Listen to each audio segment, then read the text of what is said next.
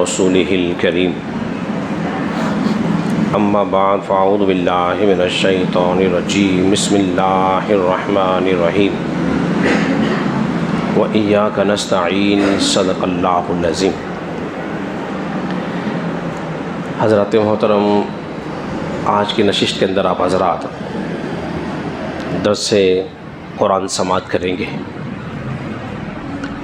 پچھلا جو ہمارا درس گزر چکا ہے اس پر ہم نے ایاک نعبد پر ہم گفتگو کر چکے ہیں۔ یہ سورہ فاتحہ ہے اور سورہ فاتحہ کی آیت نمبر 4 ہے، ایاک نعبد و ایاک نستعین۔ سورہ فاتحہ کا ابتدائی حصہ یعنی کہ 3 آیتیں جو ہیں وہ اللہ رب العزت کی حمد و ثنا پر مشتمل ہیں۔ پھر اس کے بعد جو ہے وہ اظہار بندگی ہے، ایاک نعبد، اللہ ہم تیری ہی عبادت کرتے ہیں،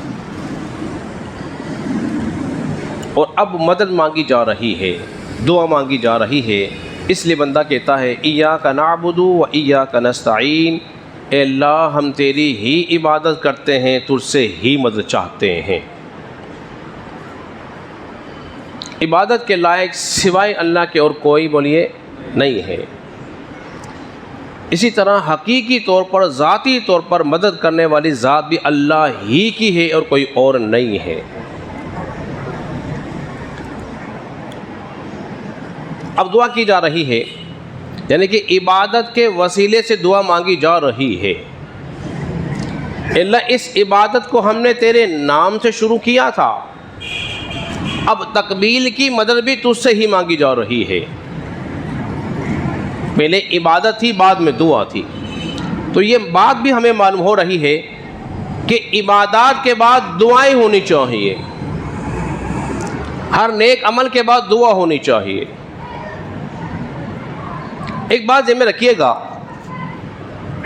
وہ یہ ہے جب ہم کسی سے مدد مانگتے ہیں، ایک جملہ میں کہہ دوں اور اس کو سمجھ لیجئے، ہم جس سے بھی مدد مانگتے ہیں اللہ کے سوا، اولیاء اللہ یا انبیاء کے وسیلے سے، وہ اللہ سمجھ کے نہیں مانگتے بلکہ اللہ کا بندہ سمجھ کے مانگتے ہیں۔ اللہ نے خود ارشاد فرمایا ہے، یا ایھا الذین آمنوا اتقوا اللہ وابتغوا الیہ الوسیلہ، اے ایمان والو اللہ سے ڈرو، اس کی طرف وسیلہ تلاش کرو۔ اب 2 چیزیں ہو گئی، وہ کیا ہے؟ ایک ہے عبادت کا وسیلہ، جس طرح اللہ نے فرمایا استعینوا بالصبر والصلاۃ، اے ایمان والو صبر سے اور نماز سے مدد چاہو۔ صبر کیا ہے؟ اللہ ہے کہ غیر اللہ ہے؟ غیر خدا ہے۔ نماز خدا نہیں ہے، صبر بھی خدا نہیں ہے۔ جب نماز سے اور صبر سے مدد مانگی جا رہی ہے تو اولیاء اللہ سے مدد مانگی جا سکتی ہے۔ اور ایک بات اور سمجھیے، وہ کیا ہے؟ ایک ہے عبادت کا وسیلہ، ایک ہے ذات کا وسیلہ۔ عبادت کا وسیلہ یعنی کہ آپ نے نماز پڑھ کے دعا کر رہے ہیں، ایک کسی بندے کا وسیلہ دے دیا، اللہ اس کے وسیلے سے میری دعا قبول فرما۔ اب میں آپ سے سوال پوچھتا ہوں، کیا آپ کو اس بات کی خبر ہے کہ آپ کا عمل اللہ کی بارگاہ مقبول ہے؟ بولیے، زور سے بول دیجئے، نہیں ہے۔ اس بات کی کوئی خبر نہیں ہے کہ میری نماز، میرا صبر، میرے صدقہ و خیرات اللہ کی بارگاہ میں مقبول ہے یا نہیں؟ کوئی خبر بولیے، نہیں ہے۔ جب اس کی خبر نہیں ہے، لیکن جس کی ہمیں خبر ہے اولیاء اللہ کی بارگاہ مقبول ہے کہ نہیں ہے، ان کی تو ہمیں خبر ہے نا کہ وہ اللہ کی بارگاہ مقبول ہے۔ تو جن کی خبر نہیں ان کا وسیلہ تو جائز، جن کے متعلق خبر ہے ان کا وسیلہ کیسے ناجائز ہو سکتا ہے؟ فرمایا جا رہا ایاک نعبد و ایاک نستعین، اللہ ہم تیری ہی بات کرتے ہیں اور تجھ سے ہی مدد چاہتے ہیں، عبادت کے وسیلے سے تیری بارگاہ میں دعا کرتے ہیں یا کسی ذات کے وسیلے سے۔ دوسری بات یہ، عبادت ناقص ہو سکتی ہے، ریا آ سکتی ہے، جس طرح بغیر وضو کے نماز قبول ہوگی؟ بولیے نہیں ہوگی. یہ اس کی ظاہری شرط ہے. ایک باطنی شرط کیا ہے؟ کہ ریا نہ آ جائے، تکبر نہ آ جائے، دل میں کوئی دیگر خیال پیدا نہ ہو جائیں. تو اب ہم نے ظاہری طور پر تو ہم نے تحفظ کر لیا، وضو کر کے پاکی حاصل کر لی، اب مدد مانگ رہے ہیں اللہ باطنی طور پہ تو ہماری حفاظت بھی فرما. اب یہ بتائیے امان ناقص ہے؟ امان ناقص ہو سکتے ہیں، لیکن جس کا وسیلہ پیش کیا جا رہا ہے وہ ناقص بولیے نہیں ہے. تو اب اس کا قرآن و سنت سے ثبوت ہمیں مل رہا ہے. جیسے میں نے 2 آیتیں پڑھ دی. عیسیٰ علیہ الصلوۃ والسلام نے کہا تھا من انصاری الی اللہ، ہے کوئی اللہ کے دین کی مدد کرنے والا؟ مدد کون مانگ رہا ہے بولیے؟ عیسیٰ علیہ السلام اللہ کے نبی ہیں. شفا کون دیتا ہے بولیے؟ اللہ. عیسیٰ علیہ السلام نے فرمایا میں شفا دیتا ہوں. زندہ کون کرتا ہے بولیے نا؟ عیسیٰ علیہ السلام فرماتے ہیں میں زندہ کر دیتا ہوں. تو حقیقی شفا دینے والا کون ہے؟ پھر ہم ڈاکٹر کے پاس کیوں جاتے ہیں؟ جاتے نہیں جاتے. ڈاکٹر وسیلہ ہے، اس کے پاس جائیں گے یہ دوا دے گا، اللہ تبارک و تعالیٰ چاہے گا تو شفا عطا فرمائے گا. رسول اللہ صلی اللہ علیہ وسلم کے ظاہری زمانے میں اگر مشکل درپیش ہوتی تھی صحابہ کرام کو تو وہ رسول اللہ کی بارگاہ میں حاضر ہوتے تھے، اور وسیلے میں زندہ مردہ نہیں ہوتا. یہ بات سمجھ لیجیے. والوں کہتے ہیں زندہ کا تو ٹھیک ہے، وَلَا تَعَاوَنُوا عَلَى الْبِرِّ وَالتَّقْوَىٰ، نیکی و بھلائی میں ایک دوسرے کے مددگار ہو جاؤ. دنیاوی معاملے میں ہم ایک دوسرے کے مددگار ہوتے ہیں کہ نہیں ہوتے ہیں؟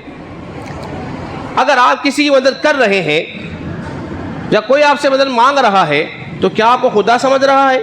کوئی مسلمان کی جو خدا نہیں سمجھتا. خدا کی ذات تو ایک ہی ہے، وہ اللہ ہے، اس کے علاوہ کوئی ذات نہیں. مستقل بالذات، از خود مدد کرنے والی، ایسا عقیدہ کسی کا بھی بولیے نہیں ہے، وہ صرف اللہ کی ذات ہے. لیکن ہم جب کہتے ہیں اللہ میری نیک اعمال، میری عبادت اپنی بارگاہ قبول فرما، فلاں کے وسیلے سے مجھے یہ عطا فرما، تو ہم جانتے ہیں اللہ کا بندہ دعا کر رہا ہے، اس کے وسیلے سے اللہ میری دعا کو قبول فرمائے گا. تو یہ صحیح عقیدہ ہے، اس میں کوئی قباحت بولیے نہیں ہے. اس لیے کہا جا رہا ہے ایاک نعبد و ایاک نستعین، اللہ ہم تیری عبادت کرتے ہیں، تجھ سے ہی مدد مانگتے ہیں. آخری بات کر کے اپنی گفتگو ختم کر رہا ہوں. عثمان بن حنیف رضی اللہ تعالیٰ عنہ، رسول اللہ صلی اللہ علیہ وسلم کا ظاہری زمانہ ہے، نابینا ہو گئے تھے. عرض کیا رسول اللہ صلی اللہ علیہ وسلم میری آنکھیں نابینا ہو گئی، دعا فرمائے.